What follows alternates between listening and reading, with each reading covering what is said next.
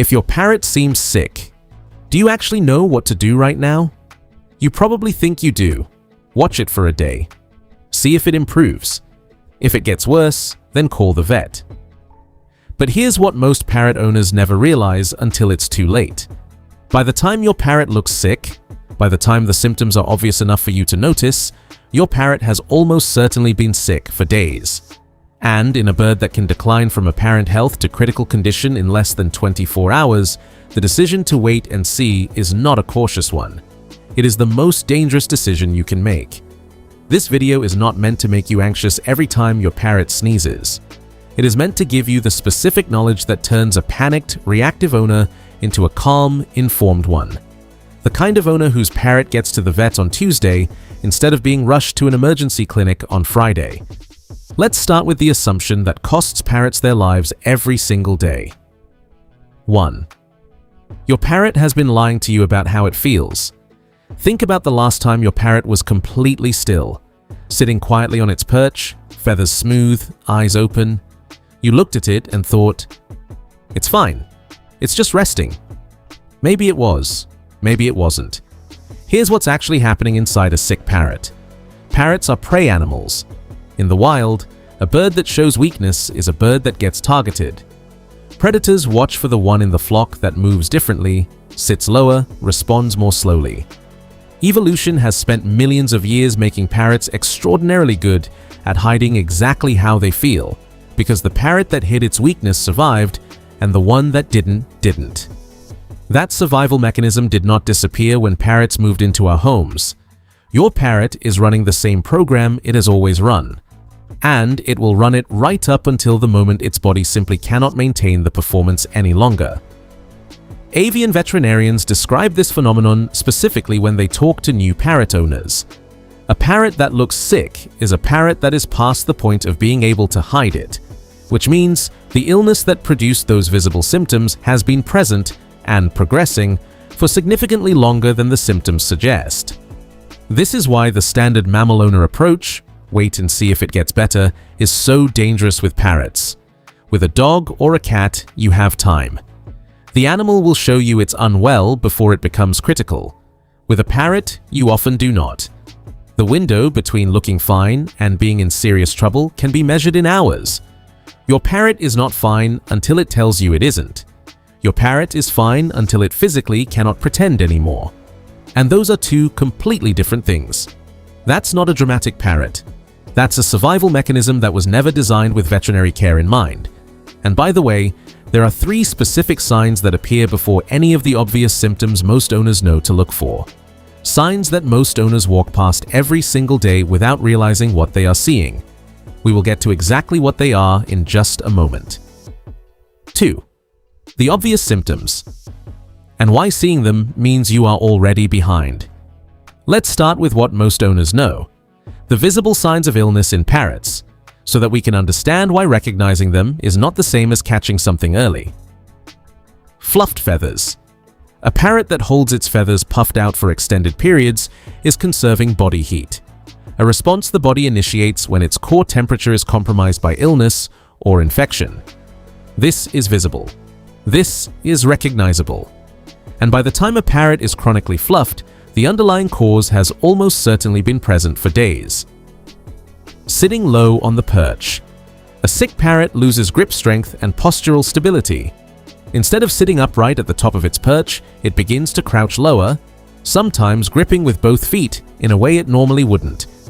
This change in posture is a sign of significant systemic compromise. Eyes partially closed during waking hours. A healthy parrot's eyes are alert and responsive during active hours. A parrot whose eyes are partially closed during times when it would normally be engaged is using energy conservation, a sign that the body is diverting resources away from normal activity and toward fighting whatever is affecting it. Changes in droppings. Color, consistency, and volume changes in droppings are among the most reliable early indicators of illness, but they require owners to actually know what their parrot's normal droppings look like. Urates that have turned green or yellow. Droppings that are completely liquid. A dramatic decrease in dropping volume. All of these are clinical signs. Decreased or absent vocalization. As we discussed in our earlier video, a parrot that goes quiet is a parrot sending a signal. In the context of physical illness, silence is often the first symptom to appear and the last one owners think to connect to the parrot's health. Every one of these symptoms is meaningful. Every one of them warrants action. But every one of them also appears after the illness has been present long enough for your parrot's body to stop hiding it. These are not early warning signs. These are the signs that tell you the early warning period has already passed. 3. The 3 signs that appear before everything else. This is what I mentioned at the beginning. The signs that come before the fluffed feathers, before the closed eyes, before the silence. The ones that are subtle enough that most owners never connect them to illness at all. The first is a change in daily routine pattern. Your parrot has a rhythm.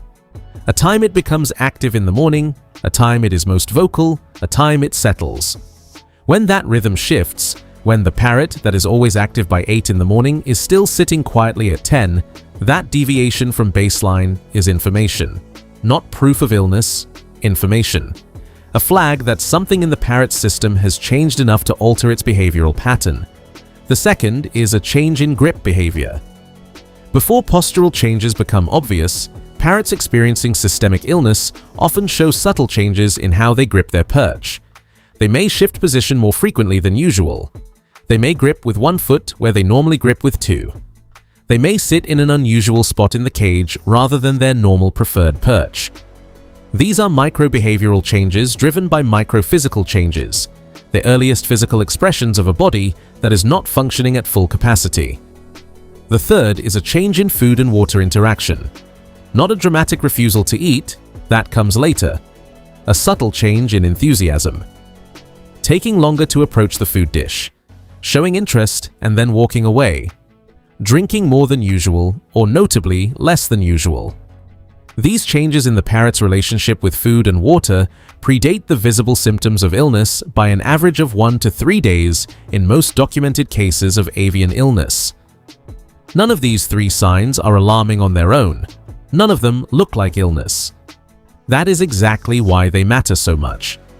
They are the conversation your parrot's body is trying to have with you before the situation becomes urgent enough that it has no choice but to have it loudly. Your parrot's baseline is your most important diagnostic tool. Not because you are a veterinarian, but because you are the only person in the world who knows what your parrot's normal actually looks like. Learn it, document it if you have to, and take the subtle deviations from it as seriously as you take the obvious ones. 4. What to actually do right now. If you are watching this video because your parrot seems off, here is exactly what to do. Not tomorrow, now. First, look at your parrot carefully and honestly.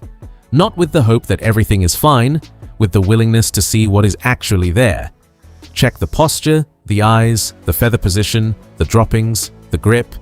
Write down what you observe.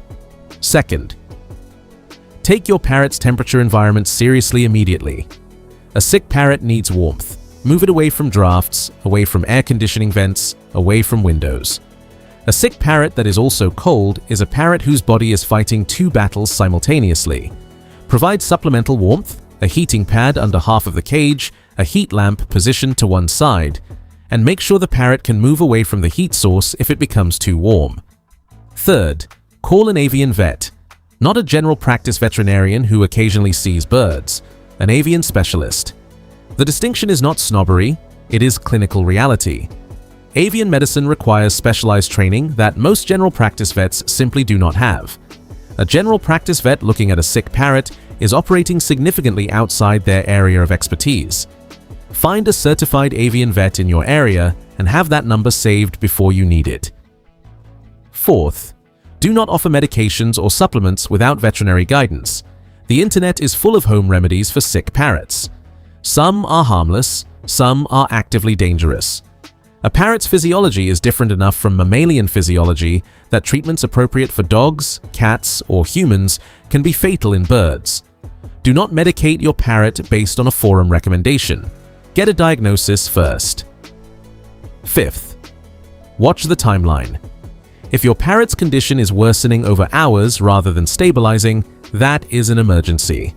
Do not wait for a next day appointment. Find an emergency avian clinic and go. And hey, if this is changing how you think about your parrot's health right now, hit that like button and subscribe.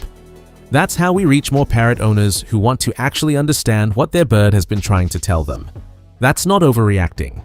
That's responding appropriately to an animal whose survival depends on its ability to hide how sick it is. 5. The avian vet conversation most owners aren't prepared for. When you get to the vet, here is what to bring and what to say. Bring a fresh dropping sample if possible, collected within the last few hours in a clean container. Bring any food your parrot has eaten in the last 24 hours. Bring a written timeline of when you first noticed something was off and what specifically you observed. Tell the vet your parrot's normal baseline, what it eats, how much, how often, what its droppings normally look like, what its activity level and vocalization pattern normally are, when and how the current pattern deviated from that baseline. The vet will likely recommend blood work. Say yes. Avian blood work provides an enormous amount of diagnostic information: liver and kidney values, blood cell counts, glucose levels, protein levels, that cannot be obtained any other way, and that makes the difference between a targeted treatment plan and an educated guess. Ask specifically whether the vet is a certified avian specialist or has significant avian experience. A good vet will not be offended by this question. They will appreciate that you are advocating for your bird. And if the vet says, "Let's just watch it for a few days," push back. Politely. Ask specifically what they are watching for and what the threshold is for intervention. A parrot that is already showing symptoms has already been sick long enough. Watchful waiting is rarely the right answer. You are your parrot's only advocate in that room. Be the owner your parrot needs you to be. 6. The number every parrot owner needs to know. There is one number that avian veterinarians use as a threshold for concern in parrot health assessment. It is simple, it is specific, and most parrot owners have never heard of it. 10%. A parrot that has lost 10% of its body weight is considered to be in a medically significant decline. Not a dramatic decline, not a critical decline. Medically significant, meaning intervention is warranted. The reason this number matters so much is that a 10% weight loss in a small bird like a parrot represents a level of systemic stress that the body cannot sustain indefinitely.